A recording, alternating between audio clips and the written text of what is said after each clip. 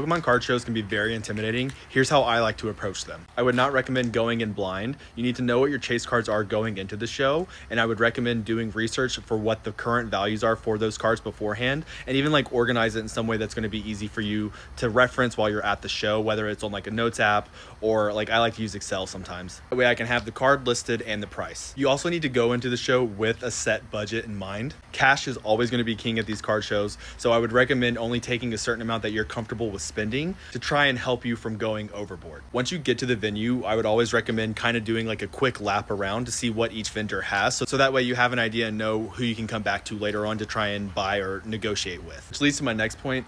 Try and negotiate with the vendors. Most are willing to work with you in some way, especially if you're buying multiple cards from the same vendor. They'll sometimes give you like a discounted price, but make it reasonable. Don't go in with the lowball offer. And if they say no, it's okay. Try and be respectful during the negotiation process. Like I said, they don't have to accept your offer, but keep it friendly, keep it cordial, and you'll have a better experience. Also too, it's fun to kind of like just chat with people, chat with vendors, chat with other people. Maybe if you're waiting in line for a certain stall, you're at a card show for a hobby that you enjoy that other people also participate in. It's always fun to try and make friends, or you just talk about the hobby that you're there for and participating in actively with other people who are actively doing it. Also, like take some cards that maybe you're willing to trade to help kind of bring down the prices for some other cards. Have the prices prepared on those cards is going to make it easier for you and the vendor when you're trying to negotiate a trade deal. You should know that these vendors are going to trade at 80%. If you go to a vendor and say this card's worth $100, they're not going to give you $100 for that card. They're probably going to give you 80% trade credit, so $80 towards the card. And don't feel obligated like you have to buy something unless you want to.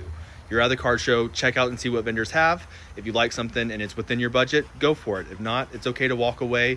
Just have fun. I know it can be very overwhelming a lot of times, especially if you're at a bigger convention like Collecticon. There's so much going on all over the place. Just have fun. That's the whole point, right?